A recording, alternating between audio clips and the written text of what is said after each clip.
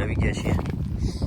ખાડ બધું સુકાવાનું ચાલુ થઈ ગયું છે. જો અત્યારે છે ને ભૂખરી ગાર્ડનમાં અટક આવ્યો છે. બતાવું તમને કેવું છે. અહીંયા જો અહીંયા છે ને ગાર્ડર પત્તા ખાય છે બધા. જો ખાય છે અત્યારે, દેખાય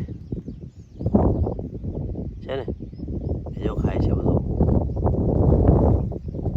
છે.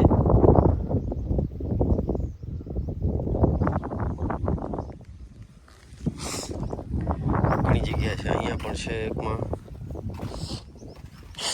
કરવું પડશે. કઈ દવા આવે છે, શું આવે છે, વિડીયોમાં પછી તમને બતાવીશ, કહીશ કે કઈ દવા આવે છે એના માટે. એ દવા તમે છાંટજો. જો વધુ માહિતી જોઈતી હોય તો આપણે આરવી ફાર્મ એન્ડ નર્સરીમાં આપશું, ચેનલમાં વિડીયો બનાવશું. બધા રોપા તો બાંધવા પડશે. મસાલા મગફળીમાં નીંદવાનું પૂરું થાય ને તો પછી આનું કામ ચાલુ થાય. એવું છે કામકાજ બધું.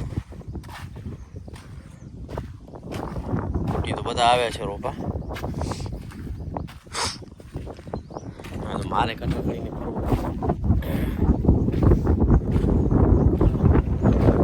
જોઈએ શું થાય છે હવે, એવું પૂછી લઉં પછી તમને કહું કે કઈ દવા આવે છે કઈ નથી આવતી. અને તો પછી આપણે આરવી ફાર્મ નર્સરી ચેનલ પર વિડીયો અપલોડ કરી દઈશું કે કઈ દવા કામ કરે છે એનામાં. એ રીતે તમને બતાવીશું. એ પણ ચેનલ તમે સબસ્ક્રાઈબ કરી દેજો. ચેનલની લિંક ડિસ્ક્રિપ્શનમાં નાખી દઈશ. RV farm and nursery search કરશો તો એચ લખેલો લોગો આવશે. એ આપણો જાજો બધું ખાઈ ગઈ છે ગાટર. બધું બધા રોપામાં છે ઘટી ઘટી. 70% રોપામાં ચડી ગઈ છે ગાટરી. એ દવા છાંટવી પડશે.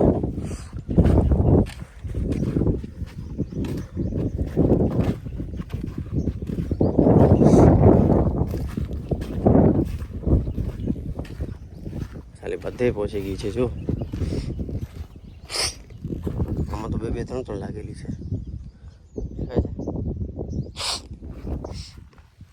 તો ચાલો હું પૂછી લઉં પછી તમને કહું. ઓલા વિડીયો જ બનાવીશ ઓલામાં, એ જ એનામાં જ કહીશ તમને.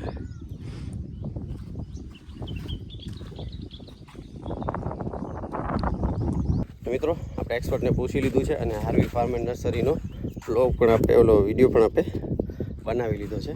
એનામાં બધી ઇન્ફોર્મેશન છે, જોઈ લેજો. મોટી મોટી ઇન્ફોર્મેશન તમને આપી દઉં. ક્લોરો અને બીજી બાયોરીમ છે કે ફેનોસ્પિક છે કે એ બધી સાથે નાખીને તમે છાંટશો તો ચાલશે. કેટલું પ્રમાણ છે, શું છે, બધું આપણે આરવી ફાર્મ નર્સરી ચેનલ પર જે આજે જ આની સાથે જ રિલીઝ થશે એ વિડીયોમાં તમે જોઈ લેજો. આજે નહીં તો કાલે આવી જશે એ વિડીયો. એડિટ કરીને નાખવો પડશે. નાનો 4 મિનિટનો વિડીયો છે. ઇન્ફોર્મેશન સારી છે, જોજો કેવી રીતે છે, શું છે બધું. ગ્રોથ તો બહુ મસ્ત થઈ જ ગયો છે, જોઈ શકો છો તમે અહીંયા. ત્યાં છે ને ઓલી વાડી જવાનું છે મારું શું ત્યાં ડ્રેગન ફ્રૂટ ઉતારવાનું છે. થોડુંક બાકી જશે તો આજે આપી દઈએ. કાલે સેટરડે છે, કાલે વળી ઉતરશે નહીં. કાલે ઉતરે એટલે પરમ દિવસે હરાજી થાય. રવિવારને બધી મંડી બંધ હોય છે. આ જો બધી દોડે છે ગાડરો છે ને, કેટલી સ્પીડમાં જાય છે.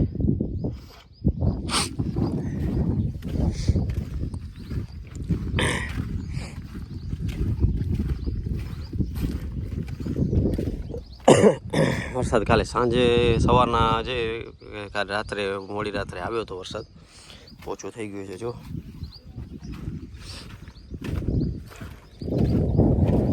ઘાસે બધે દવા છાંટી છે તો સુકાવા માંડી ગયું છે. હજી એક વખત હાથ દેવું પડશે તો સમૂળું નિસ્ત નાબૂદ થઈ જશે ઘાસ બધું. અહીંયા છે ને અમુક જગ્યાએ તો બહુ જ છે ઘાસ.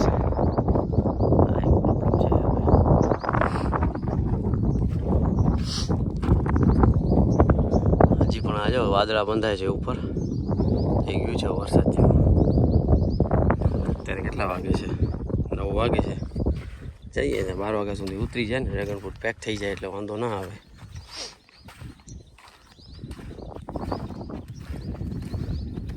હા જો તો કેવા હોલ પાડ નાખે છે. આ બધી ફૂટ ખાઈ ગયા છે ને.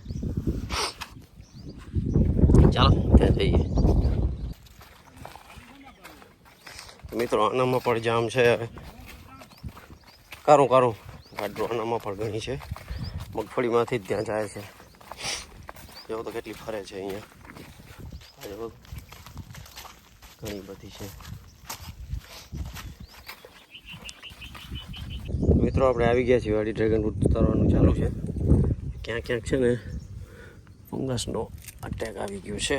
આ જે ઓલા લૂછડા છે ને એના કારણે. તો એ એક ઇસ્યુ રહે છે.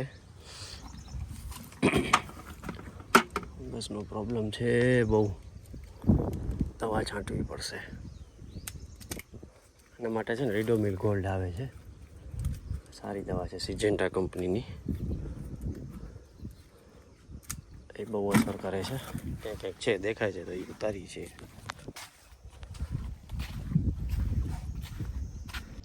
આ રહી જો ફંગસ આવી રીતે ફ્રૂટમાં લાગે છે. જો ફંગસ બધી છે ને આમ છે. અમુક જગ્યાએ જે આની આ હોય છે ને પત્તા આ જો આના લીધે ફંગસ લાગવા માંડી છે અંદરથી. હવે આ ફંગસવાળું થઈ ગયું છે.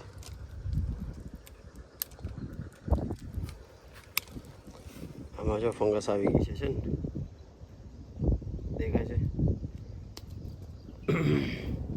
વરસાદની સિઝનમાં તો થવાનું જ છે. હવે આનું તમને કીધું ને રીડોમિલ ગોલ્ડ કરીને આવે છે. એક છે દવા પાવડર આવે છે. ટચિંગ ફંગીસાઇડ છે. એટલે આવા છે ને અમુક કાપવા પડશે મારે. આમ કાચા ફ્રૂટ જ કાપવા પડે છે. મજા તો ના આવે પણ શું કરીએ.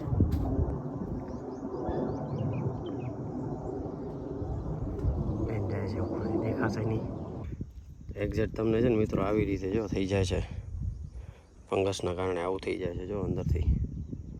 આ એક પ્રોબ્લેમ છે. તમને કીધું રીડોમિલ ગોલ્ડ કરીને આવે છે.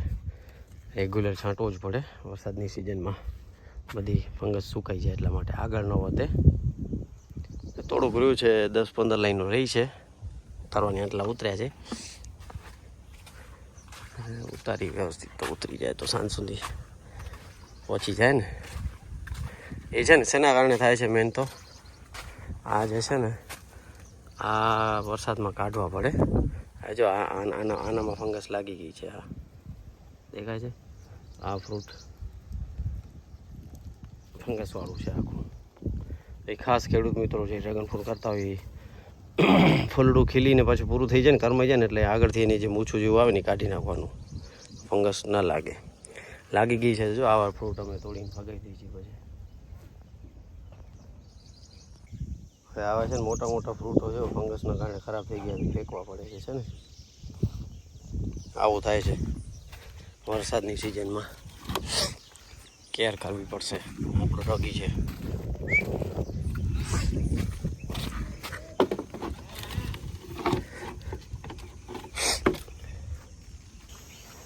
હવે આટલા કેરેટ થયા છે જો. 1.5 કેરેટ છે. 1.5 છે 3. બીજા 2 કેરેટ છે. 5 કેરેટ જેટલો માલ ઉતર્યો છે. આ જો તો ઘાટરો કેટલી છે.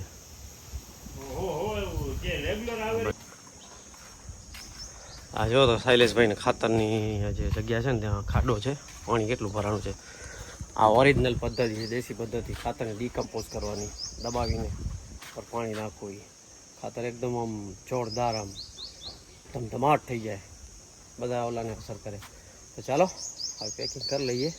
વિડીયોને કરી એન્ડ. ચેનલ પર નવા હો તો ચેનલને સબસ્ક્રાઈબ કરી દેજો. વિડીયોને શેર કરજો, લાઈક કરજો, બેલ આઇકન દબાવવાનું ના ભૂલતા. બધાને જય શ્રી રામ. આવજો. બાય.